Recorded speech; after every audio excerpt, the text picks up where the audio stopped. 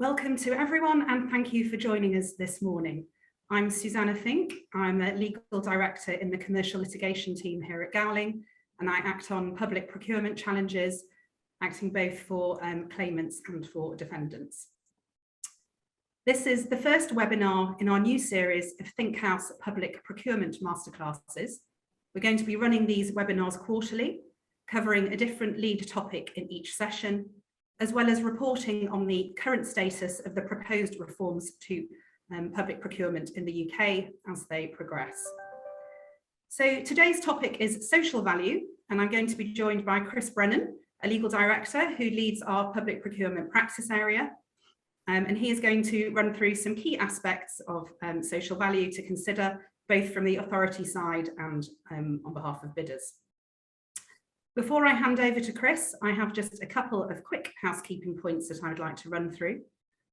Firstly, please do feel free to use the Q&A box if you have any questions throughout the webinar. Chris and I will then pick those questions up at the end of the webinar, but I am conscious we have quite a lot to get through today, so if for any reason we don't manage to answer your particular question, then we will get back to you afterwards by way of email. The webinar is being recorded and it will be circulated in a few days' time, along with a copy of the slides.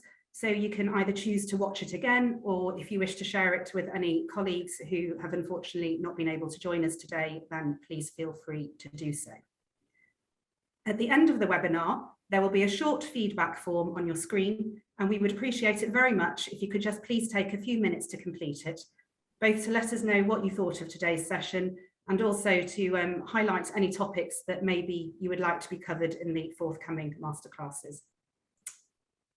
So without any further ado, I will hand you over to Chris. Thanks very much, Susanna. Great to see you all here. It's lovely that you've been able to join us. This webinar will probably go quite quickly because we've got a lot to get through. So if you don't manage to scribble down notes, don't worry. It'll be recorded, and of course you'll get that after the event. But do please feel free to ask us questions. So, social value in public procurement is the topic, and we're going to be focusing primarily on the position in England. Because obviously, after all, we're in England, and the situation, the position in the other administrations, the UK, is slightly different in some areas. So for the sake of argument for today, we'll be talking about law and policy as it applies in England. So what is the law on social value in public procurement? Where do we find it? Well, for a start, it's not just law we're talking about. There is some law, but there's also quite a lot of overlying policy that contracting authorities, large and small, need to be aware of. And here we're going to be kind of gathering it all together and trying to tackle as much of it as we can, just to give you as an overview of what's involved and where it all is. So I suppose starting from the most recent piece of policy, if you like, Procurement Policy Note 05 of 21 is the National Procurement Policy Statement. So that's policy, not law. It's the piece of procurement policy dealing with, amongst other things, social value, which is there at the moment. But that's just the most recent procurement policy statement on social value, which includes social value. We also have a previous one, Procurement Policy Notes 06 of 2020, on taking account of social value in the award of central government contracts. So unlike 0521, 0620 is one that is a PPN which deals specifically with social value, but also specifically for central government procurements for the award of central government contracts. So those are two pieces of relatively recent procurement policy on or including social value. What then is the law? Where is the law on social value as it stands? Well, it's really scattered across the statute book. We have the Modern Slavery Act 2015, section 54, which requires suppliers with a turnover, I think, of 36 million or above to have a modern slavery statement, which in procurement they are going to have to evidence. We have the key plank of public procurement law in this country at the moment, the Public Contracts Regulations 2015, in which social value is promoted directly and indirectly via a series of regulations, various places within the PCRs, and we'll explore those a little bit more later. Going back in time, we have the Public Services Social Value Act 2012. And that is a piece of legislation requiring procurers, commissioners of public services, and specifically public services, to consider at the pre-procurement stage how in that procurement or through that procurement they can secure the wider social and economic and environmental benefits, well-being in their respective geographical area. And then we also have the public sector equality duty set out in section 149 of the Equality Act 2012, obliging public bodies, including, of course, in procurement as it happens, to promote equality across all types of individual, I guess. And of course, that duty extends into public procurement as a general thing. So, starting from the top, then I suppose, the National Procurement Policy Statement, a relatively recent procurement policy note, but again, very, very crucially here, it's not actually law, it's policy.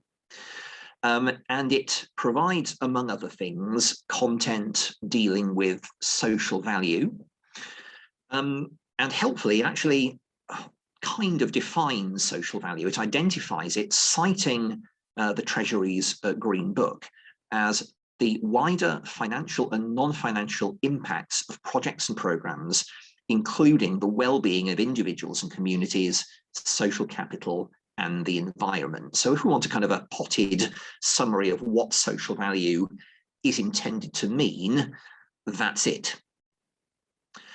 Now, the NPPS applies to all contracting authorities, but interestingly, contracting authorities in the NPPS are not defined by reference to the Public Contracts Regulations, as one might expect.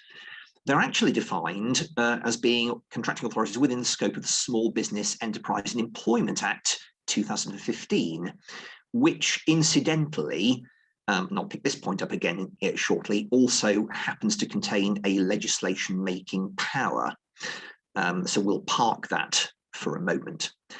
So why then is there this difference in where the definition comes from? Well, the definition of contracting authority in the Small Business, Enterprise and Employment Act 2015 is very similar to that of the PCR 2015, but it actually goes slightly further because it imposes duties on contracting authorities in respect of the exercise of functions relating to procurement. And I think it's to capture that that the NPPS refers to contracting authorities as being as scope within the SBEEA. So functions relating to procurement can include preparations for procurement, the pre-procurement planning stages, as well as after the procurement, so the contract management stages. And those strands are therefore pulled through into the NPPS. Now, the NPPS doesn't detract from authorities' existing obligations under the PCR. Far from it. The two are intended to run together, and the PCR is, of course, law. The NPPS is, at the moment, policy. But the intention in the Transforming Public Procurement Green Paper, so the intention moving forward into the future shape of public procurement law, the future legislation trailed in the Transforming Public Procurement Green Paper, is going to be to implement a statutory duty to have regard to the National Procurement Policy Statement, and that statutory duty will be imposed when parliamentary time allows. Now,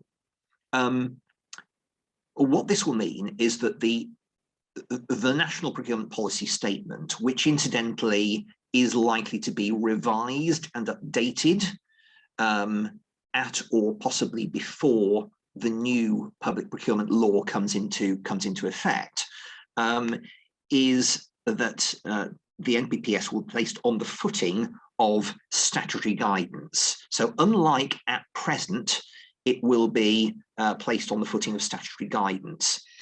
Legislation could be under the introduced under the Small Business Enterprise and Employment Act.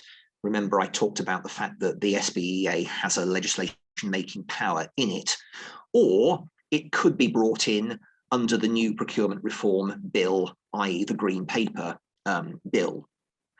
We don't yet know which of those it will be, and which of those it is might have an impact on timing. So we could see a statutory duty to have regard to the NPPS coming in sooner, or it could be only when the procurement reform bill is actually implemented into law.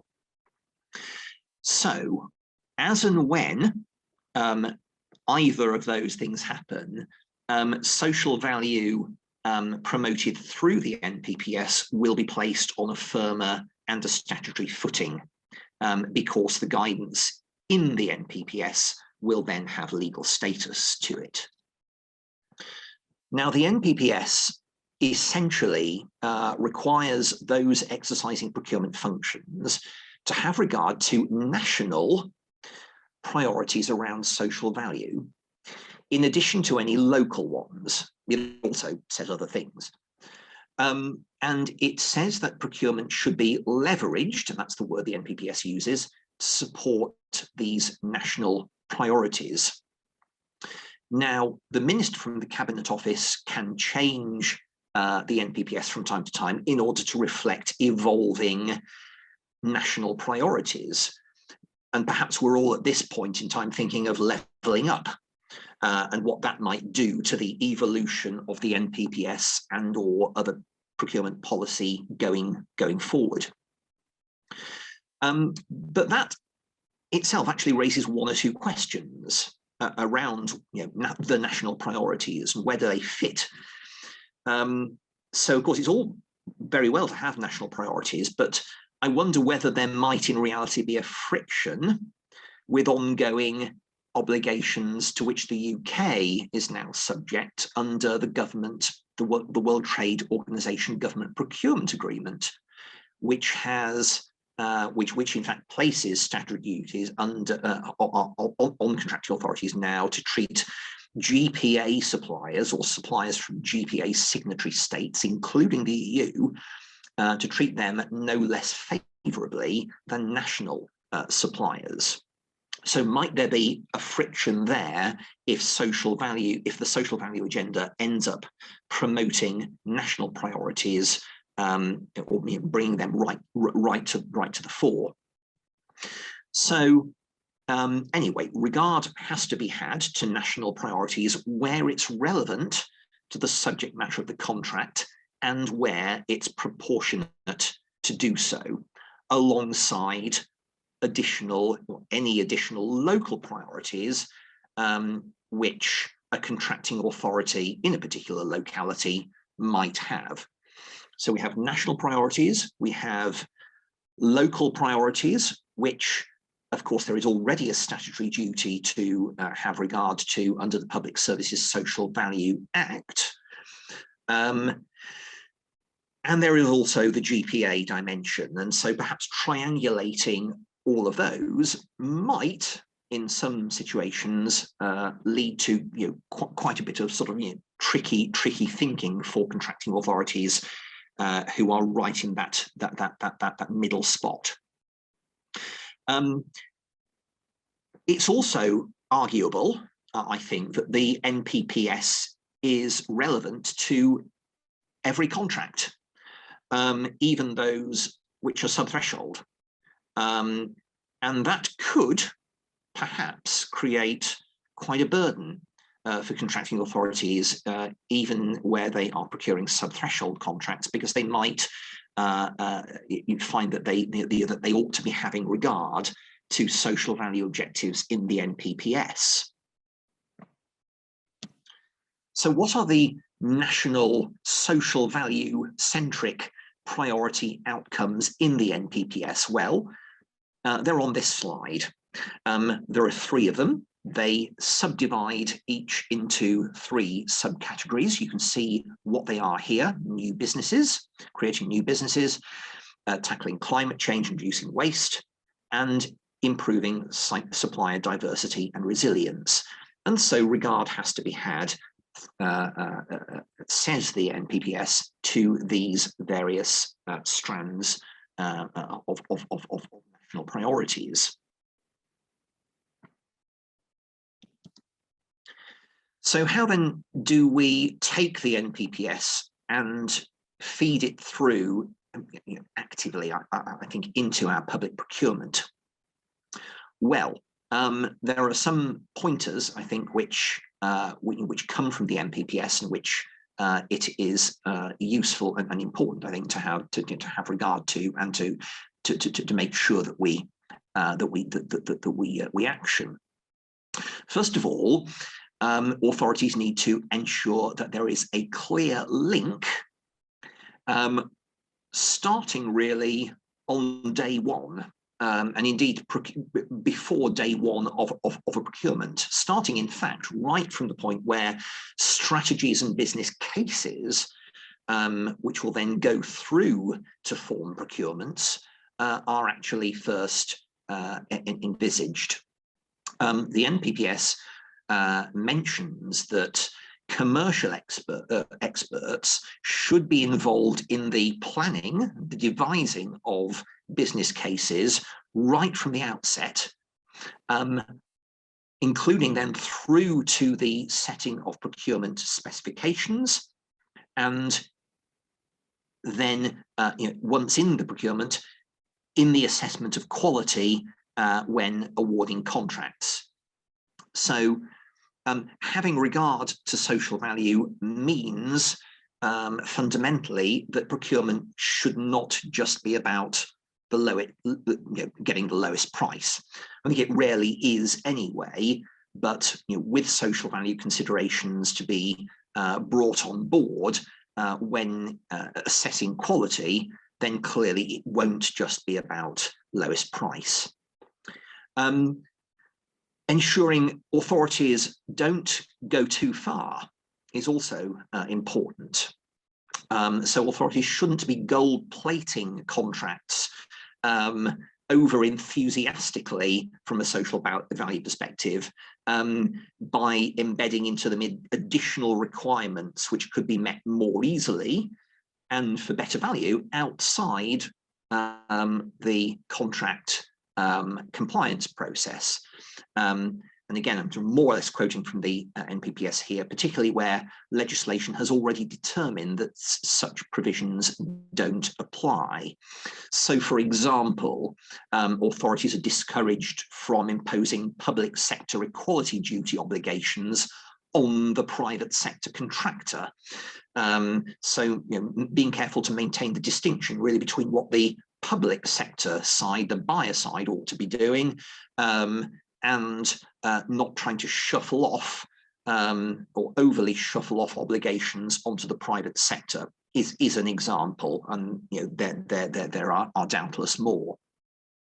Having the right policies and procedures in place to manage the key stages of procurement delivery, in turn helping drive and deliver social value, is again a key strand promoted through the NPPS. So what does this include? Well, it includes publishing procurement pipelines, assessing market health and capability to deliver social value, producing and thinking about delivery model assessments. How best is social value to be delivered through our contract?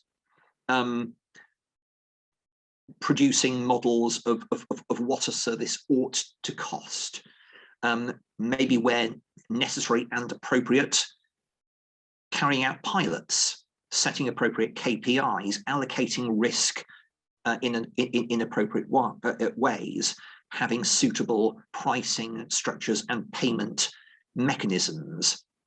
During the selection stage of procurements, assessing economic and financial standing in an appropriate way, and technical ability as well, and also resolution planning. And by that, the NPPS, I think, essentially means knowing how, or providing in the contract for what should happen, for example, if supplier distress or insolvency is faced. Taking measures, again, to identify and mitigate modern slavery risks in authorities' contracts, including down the supply chain, will be an important and increasingly important strand going forward. And again, the NPPS puts that firmly on the radar. It also encourages joint working and collaborative working between contracting authorities, including, again, where appropriate, through the use of shared services structures, shared services models, and also, again, where appropriate, professional buying organizations, so central purchasing organizations and such like, which might be better geared or best geared to helping in the delivery of the social value objective. So having, I suppose, explored now the NPPS, how does the NPPS square with the law? So, you might be thinking, well, Chris, you've talked about policy, but to what extent is implementing the NPPS on social value actually a legal requirement? Well, that's a good question, in fact. Once the NPPS, or the statutory duty to have regard to the NPPS, has been implemented, and remember, it might not be the current NPPS. That might not happen until the NPPS has been updated. After that point, this question will be easier to answer, because there will be a specific statutory duty to have regard to the NPPS. And what will that duty require contracting authorities actually to do? Well, have regard to means that they're going to have to think about it. They're at least going to have to think about it. So they can't not think about it. They're going to have to understand it. Remember Hanforth Parish Council, understand it. Well, understanding it will be clearly important. So they'll need to know what it requires of them. And thirdly, contracting authorities will need a good reason to depart from it. So statutory duty to have regard will involve having to do all of those three things. So that's after that's for after the statutory duty has been implemented. But what's the status of the NPPS now? Well, arguably, it's a relevant consideration. And so, in theory, I suppose, an authority could be susceptible to a public law challenge for simply ignoring it. But then also perhaps drilling down, needing to make sure that social value has an appropriate weight or carries an appropriate weighting in the procurement. And that, that might be a very small weighting, or it might be a higher weighting. But whatever the weighting, it's a matter of the authority. It's a matter for the authority to decide what weight social value should carry. But it is, again, probably a Wednesbury reasonableness consideration. So in other words, is it reasonable that social value should be factored in, given an appropriate or a particular weighting, and evaluated in a particular way in this particular procurement? So again, that is probably the law on the NPPS now. Just a reminder, I suppose, the Public Services Social Value Act is already law. I'll talk about that in a moment. But for now, just talking about the NPPS. Is anyone really likely to challenge a contracting authority right now for a failure to give due weight to the National Procurement Policy Statement in PPN 0520? My view is possibly not. If that were to happen, would it be a High Court claim? Would it be the PCR, or a JR claim, a public law-based claim? I suspect it would be the latter. I don't think there's really any means by which the NPPS can be challenged through a claim under the public contracts regulations.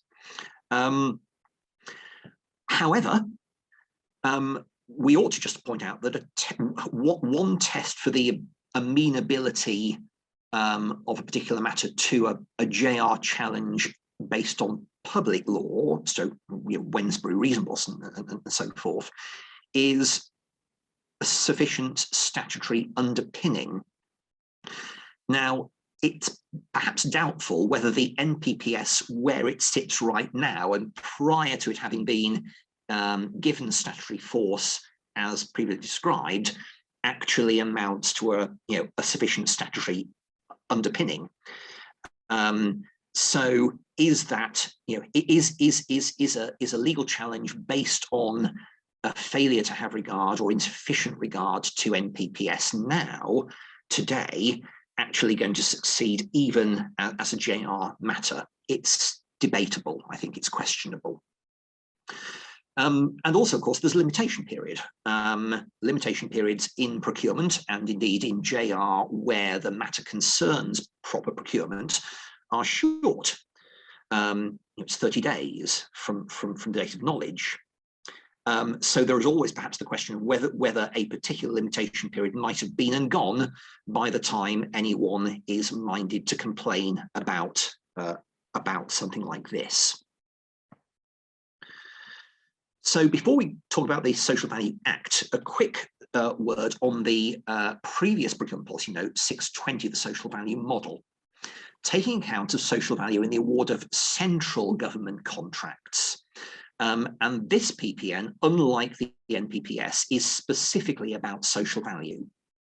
It applies technically to central government contracting authorities, but as with any PPN, even where in-scope organisations are only central government bodies, it's surely good practice for any contracting authority to have a look at them and implement them appropriately where it's relevant and proportionate to the subject matter of the contract to do so.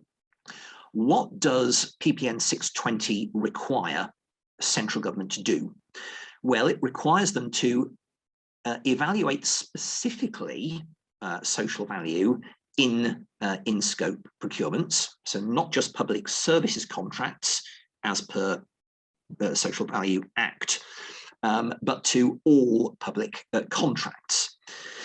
And the in-scope procurements are in fact those covered by the Public Contracts Regulations 2015, so fairly straightforward there. So under PPN 620, social value is to be explicitly evaluated in all in-scope central government procurement, but only where social value requirements relate and are proportionate to the subject matter of the contract.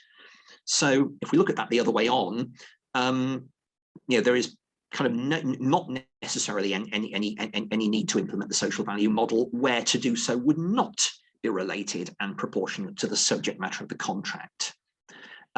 It's just that perhaps a lot of the time, especially nowadays, maybe it would. Now, application of the model is mandatory, again, where it's relevant and proportionate, but commercial teams do retain flexibility in deciding which social value outcomes ought to be applied to ensure relevance and proportionality. Now, PPN 620 is quite a big set of documentation. There's a lot in it. There is the social value model, there's guidance on using it, and there's a quick reference guide. It contains a lot of templates, guidance, model award criteria, and so on and so forth. It might be a question of picking and choosing rather than implementing everything lock, stock, and barrel because of the requirement for relevance and proportionality. Now, importantly, the social value model requires a minimum weighting of 10% to ensure that social value is a differentiating factor in bid evaluation. Now, there is one little exception to that, which is that where an authority has done pre-procurement market engagement and has found a particular market to be, not particularly mature, it is then possible, perhaps in a market where the suppliers are maybe not yet sufficiently geared up to really deliver on social value objectives. It can be sufficient if social value only counts for at least 10% of the quality element of the weighting, rather than 10% of the entire marks.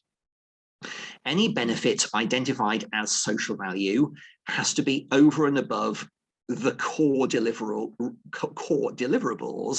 or deliverable of the contract. However, what exactly should be evaluated within that minimum 10%? Well, there are 5 key priority areas, key policy outcomes within 620, and these are them. And again, a bit like in the NPPS, there are headline outcomes and they subdivide down, as you can see here. And very helpfully, the PPN, the social value model, should I say, sets out a number of resources. There are model evaluation questions, model response guidance, reporting metrics, and award criteria and sub-criteria. So there's plenty of material to choose from in order to promote social value as encouraged in central government procurement. And as I said, other contractual authorities are perfectly free to take a look at it and use those criteria, pick from those criteria and resources as appropriate, subject of course to relevance and proportionality. So the third key area, the Public Services Social Value Act, remember this is law rather than policy, and it's been in force since 2013.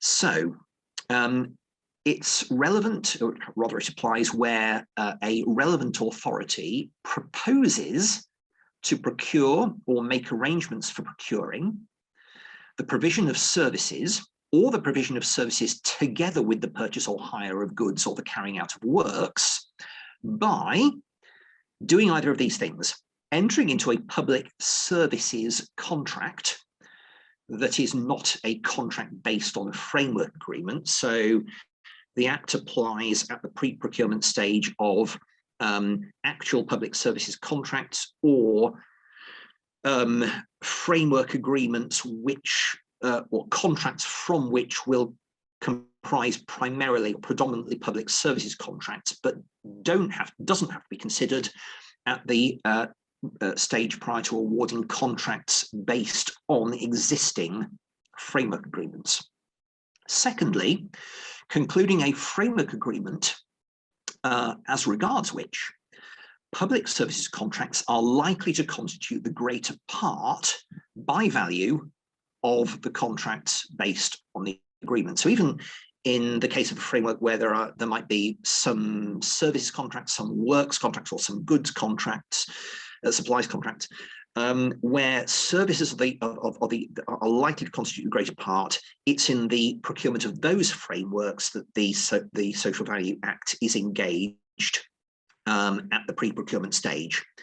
And for all such in-scope procurements, the authority has to consider, first of all, how what it proposes to procure might improve the economic, social, and environmental well-being of the relevant area. So it's not strictly just about social, it's also about economic and environmental well-being of the relevant area. And secondly, how in conducting the process of procurement, it might act with a view to securing that improvement, asterisk. What's the asterisk? Well, again, there's a familiar theme here, isn't there?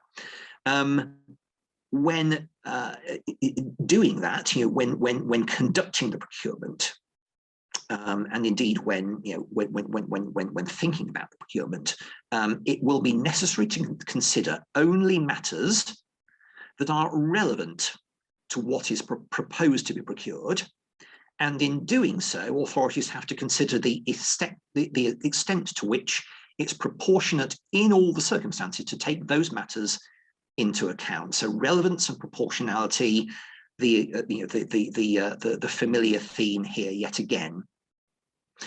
In addition, the PSSVA asks you to consult as to the matters, or actually to consider whether you should consult as an authority in relation to the matters that have to be considered under section 1.3. So a duty at least to consider consultation prior to procurement. And in section 8, worth noting that there is actually a sort of a get out card, but a fairly tightly circumscribed one.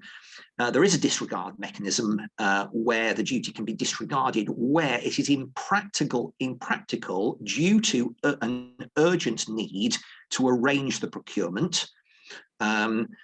So again, perhaps during the pandemic, we've seen a lot of this, but the disregard doesn't apply where the urgency is down to an undue delay on the part of the authority, and that's section 9. So some key strands there being pulled out of the Social Value Act, the PSSVA. So are there any traps for authorities to be aware of? Well, first of all, in most cases where it applies, the social value model should not be amended. So you can pick and choose, if you're a central government authority, you can kind of pick and choose a little bit for the sake of relevance and proportionality, but shouldn't go amending the detail really of what is there. It is kind of there for a reason. Social value considerations in any tender award criteria must, just as with any other award criteria used in public procurement, be linked to the subject matter of the contract, and that's long been the case. It's been the case for as long as I've been in practice, which is well over 20 years. So very, very familiar there. Social value criteria have to be non-discriminatory. And authorities have to ensure transparency and equal treatment of all bidders. So it doesn't do away with any of that. The Green Paper response, which I'll talk about in a moment, will also preserve the proportionality requirement to an extent. So the complexity of procurement procedures have to be proportionate to, the complexity of procurement procedures have to be proportionate to the subject matter. And nothing should end up overwhelming the sorts of bidders who might otherwise find it difficult to bid, for example, perhaps in particular, small and medium-sized enterprises. So do plan social value into the procurement from the word go, weave it in as appropriate into contract planning stage, think about the NPPS, the scope of the procurement, think about the NPPS 620 and the PSSVA, the outputs, think about all of those, KPIs, selection criteria, award criteria, and of course, managing the contract. Because the policy certainly is very clear that the social value agenda should apply right through the procurement life cycle, including through the contract management stages as well. Incidentally, I should just mention that PPN 620, the social value model, is predominantly about the award stage of the contract. So you'll see if you look at it, it includes lots of information on the award stage, model award criteria, but that is really about award criteria rather than selection criteria. The focus is on that. Exception there is actually for dynamic purchasing systems, where there is some scope to look at social value as a precondition to allowing suppliers onto a dynamic purchasing system. Don't forget also PCR Regulation 18. That's the famous provision of the PCRs that says that an authority can't design a procurement intending artificially to narrow competition. That is with the intention of unduly favouring or disadvantaging certain suppliers. So there might be a linkage there with social value. So don't perhaps be tempted to skew a procurement overly in favour of disadvantaged groups or of SMEs, for example. But also be aware of existing mechanisms which already give plenty of flexibility to factor social value into any procurement in one form or another. So, for example, environmental characteristics can be drawn into technical specifications under Reg 42 of the PCR. Social environmental criteria can be taken into account at the award stage. That's PCR Regulation 67.2. And perhaps without that, we wouldn't be able to factor social value in to the award stage at all, but we can, thanks to the fact that 67.2 allows us to. Thinking of dividing contracts into lots in order to make procurement more accessible, especially for SMEs, that's Regulation 46. Reserving certain types of what's called reserved contracts, which one can do in particular circumstances under Regulation 77. Designing award criteria and light touch regime procurements so as to favour service users to promote social value specifically under Regulation 76. Sub-threshold contracts, again, PPN 1120 involves or gives central government authorities the ability to reserve certain sub-threshold contracts to particular types of supplier, for example, SMEs. Carbon reduction in central government procurement is PPN 0621. It's not 0620, it's 0621. And again, that agenda can be promoted through procurement thanks to PPN 0621. And we also have the subtle nod to public procurement, in fact, an encouragement to take social value into account and to evaluate it at award stage in both the construction playbook and the sourcing playbook. And in case you're not aware of what those are, they're kind of almost best practice guides in how to run certain types of public procurement. So in all of those instruments, there is promotion and the ability and encouragement to think about social value and to work that into public procurement. And in fact, when you receive these slides, you'll see that there are links in this slide to all of those resources directly, so do have a look at them. And finally, we're all familiar now, of course, with the levelling up agenda. As we see it, that may well find its way as 2022 progresses into more and more PPNs. There is already a nod, incidentally, to promoting social value through public procurement in the Levelling Up UK white paper.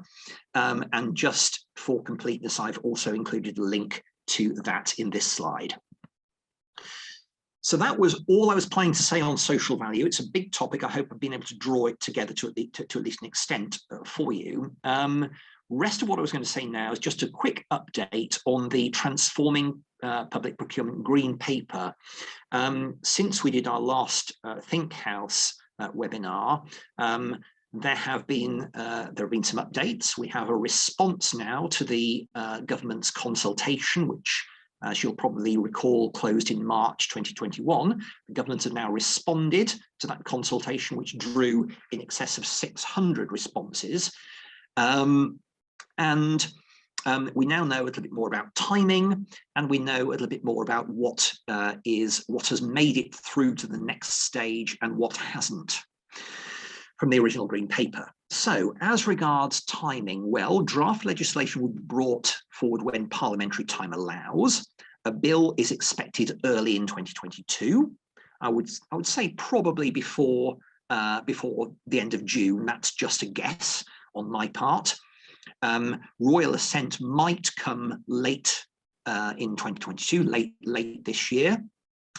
There is, however, going to be, I think, not just primary legislation, but probably also some secondary legislation as part, forming eventually part of the new public procurement regime. So we'll have a Procurement Reform Act, but then we also have secondary legislation to implement certain areas. Notably, I think the policy priorities, including the NPPS, again, whether or not the statutory duty to have regard to the NPPS is a piece of secondary legislation coming out of the Procurement Reform Bill, or whether it comes out of the SBE, the Small Business Enterprise and Employment Act, remains to be seen. But one way or another, there's likely to be secondary legislation requiring regard to be had to the NPPS and placing it on a statutory footing.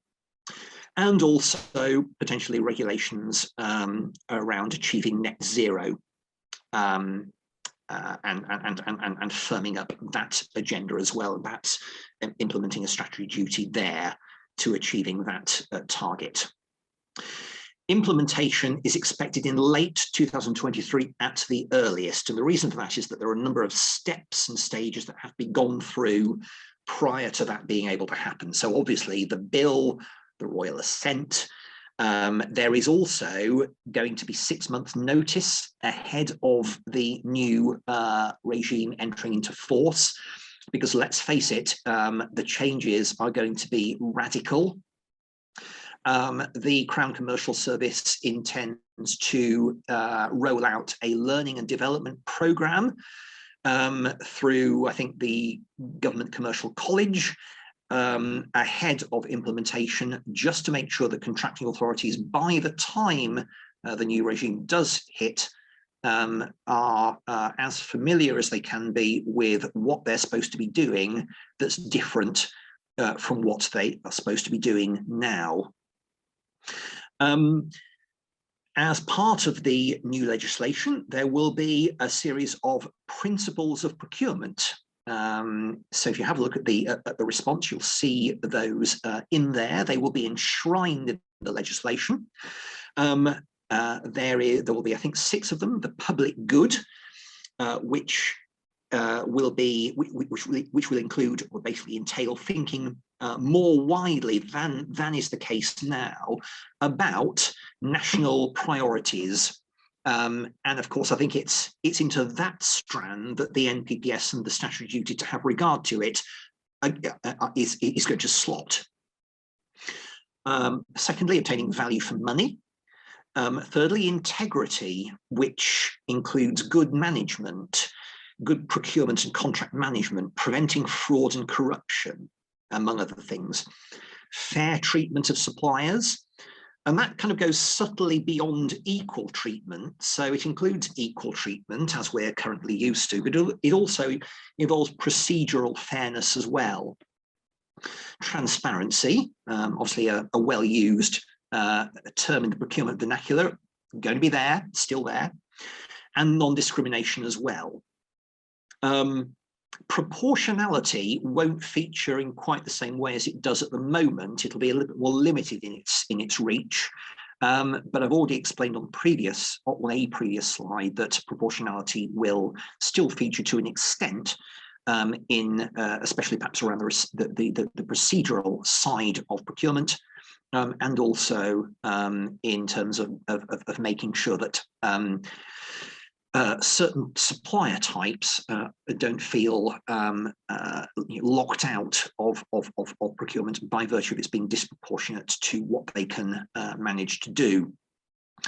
There will also, on top of that, on top of those principles, be statutory objectives, such as open and fair competition as well. So those are also in there.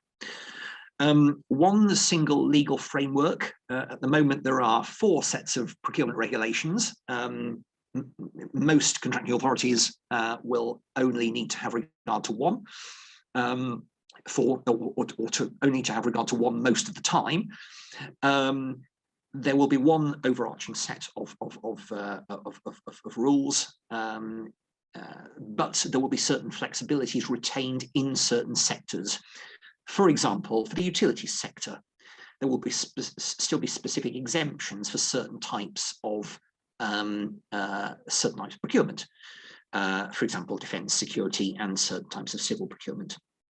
At the moment, in our current regime, there is a light touch regime. So for health care contracts, social services contracts, and so on and so forth, there is a light touch regime which requires advertisement, but thereafter lighter procedural touch and greater procedural flexibility in how the procurement is actually then conducted, subject obviously to the principles of equal treatment, transparency, and so forth, proportionality being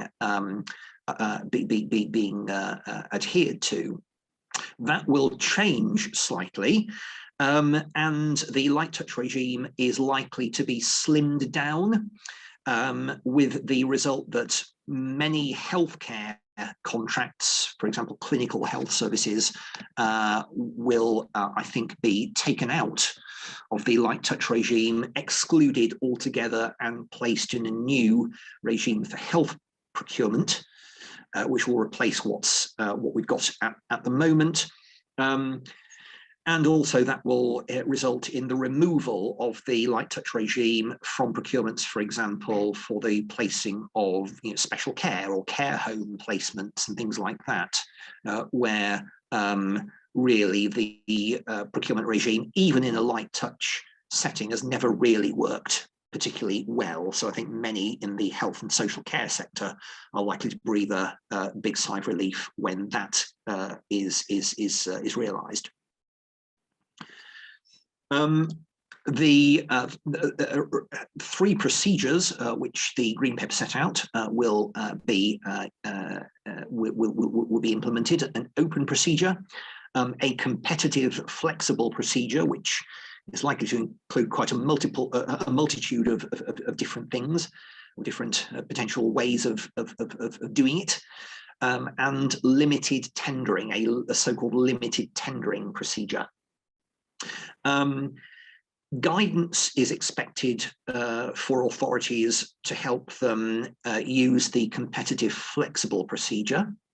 because that's likely to replace competitive dialogue and our existing competitive procedure with negotiation. And so it's anticipated that some guidance will be needed there as to how authorities can tackle that. Secondary legislation might well be the case, or might well be required in relation to the limited tendering procedure, because it's proposed that there are certain civil contingency type scenarios that will allow the government to declare states in which, almost a bit like states of emergency, I suppose, in which limited tendering will be specifically able to be used. There will be a new exclusions framework, which will identify and debar unacceptably risky suppliers. Exclusion grounds, I think I'm right in saying, will go back 5 years. So if a supplier within the last 5 years is eligible or eligible for exclusion, then that's the time period to be thinking about. That will extend to disclosure or I suppose vetting requirements, selection requirements will extend to the disclosure of beneficial owners and also close connections in some cases. There will be an intention to have a Cabinet Office supplier registration system, sort of owned and operated by or on behalf of the Cabinet Office. I think the parameters of that supplier registration system are as yet unclear, but it is likely to be helpful to have that. Our existing procedures for setting up what's called dynamic purchasing systems, that will change a little bit, and dynamic purchasing systems will henceforth or thenceforth be known as dynamic markets. Key difference is that they will provide for more types of purchase. Most DPS, well, DPS really at the moment are only intended for really straightforward purchases. There is going to be more freedom for them to perhaps be used for a wider range of purchases. And also the ability to charge suppliers fees to take part or to be on them is to be introduced. Frameworks, the 4-year framework route will be retained, but then on top of that, there will also be a new 8-year framework option, the option for authorities to have 8-year frameworks with a kind of a refresh point in the middle of them. That is likely to be a supplier refresh point in the middle of them. That is likely to be welcomed. Self-cleaning.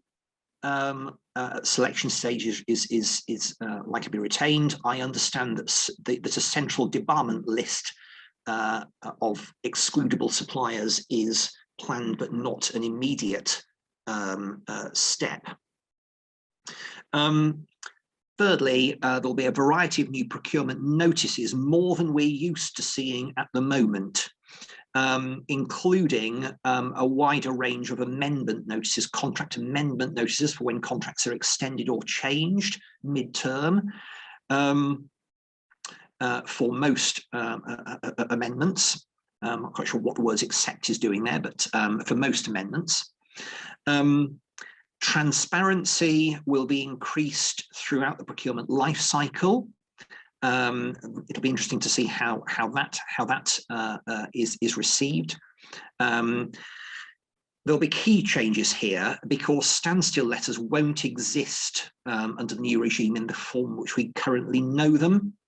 There will instead be a proposal to require the disclosure of evaluation documents, and guidance is intended to help authorities in those transparency requirements, in meeting those transparency requirements, which are likely to be greater and to go on throughout more of the procurement life cycle, perhaps, than is intended now, or than is the case now. Most of the proposals for reform of procurement challenges won't proceed as envisaged in the original Green Paper. but the Ministry of Justice and the government are together looking to come up with ways of speeding up the challenges process. So by most proposals, reform won't proceed. What I mean by that is there is, for example, no intention now to create an independent review body for procurement disputes.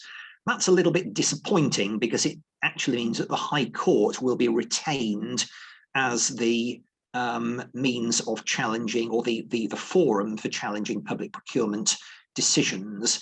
And as Susanna and our procurement litigation colleagues will know, that can mean fees, and perhaps reasonably high barriers for small operators to be able to challenge a procurement decision in the High Court.